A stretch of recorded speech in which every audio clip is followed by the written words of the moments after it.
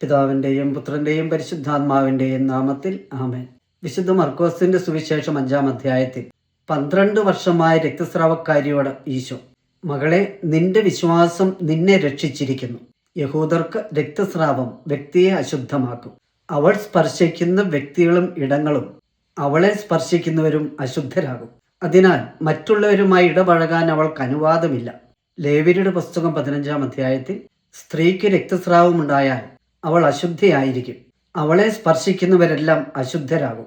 ആ ദിവസങ്ങളിൽ അവൾ ഉപയോഗിക്കുന്നവയെല്ലാം അശുദ്ധമായിരിക്കും. ഇത്ര കർശനമായ നിയമങ്ങളുണ്ടായിട്ടും അവയെ അവഗണിച്ച് ജനക്കൂട്ടത്തിലേക്ക് അവൾ കടന്നു വന്നു.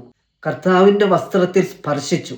അവളുടെ അതിതീക്ഷ്ണമായ വിശ്വാസം കർശനമായ ശുദ്ധീകരണ നിയമം ലംഘിക്കാനും ഉണ്ടാകാവുന്ന ഉതപ്പ് അവഗണിക്കാനും കാരണമായി. യേശു ആരാണെന്ന് അവൾക്ക് അറിഞ്ഞുകൂടെങ്കിലും ദൈവം യേശുവിലൂടെ തന്നെ സുഖപ്പെടുത്തും എന്നവൾ ദൃഢമായി വിശ്വസിച്ചു. അവൾ സുഖപ്പെട്ടു. രക്തം ജീവനാണ്. രക്തസ്രാവം ജീവൻ നഷ്ടപ്പെടുന്ന രോഗം. നമ്മിലെ ദൈവീക ജീവൻ നഷ്ടപ്പെടുന്ന രോഗങ്ങൾ തെസ്സലോനിയർക്ക് എഴുതിയ 1-ാം ലേഖനത്തിൽ അപ്പസ്തോലൻ പറയുന്നു, നിങ്ങളുടെ വിശുദ്ധീകരണമാണ് ദൈവം അഭിലഷിക്കുന്നത്. അസന്മാർഗികതയിൽ നിന്നും ഒഴിഞ്ഞു മാറണം. അശുദ്ധിയിലേക്കല്ല, വിശുദ്ധിയിലേക്കാണ് ദൈവം നമ്മെ വിളിച്ചിരിക്കുന്നത്. ദൈവമക്കളെ, ഓരോ പാപവും നമ്മിലെ രക്തസ്രാവമാണ്.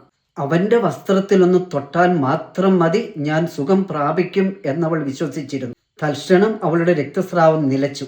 സാധാരണക്കാരുടെ ദൃഢവും ലളിതവുമായ വിശ്വാസം.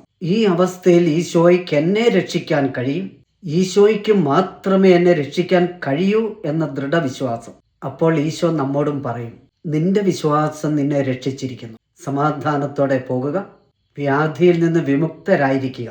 യേശു നാമത്തിൽ സകലരും രക്ഷിക്കപ്പെടട്ടെ. ഈശോ മിശിഹായ്ക്ക് സ്തുതിയായിരിക്കട്ടെ.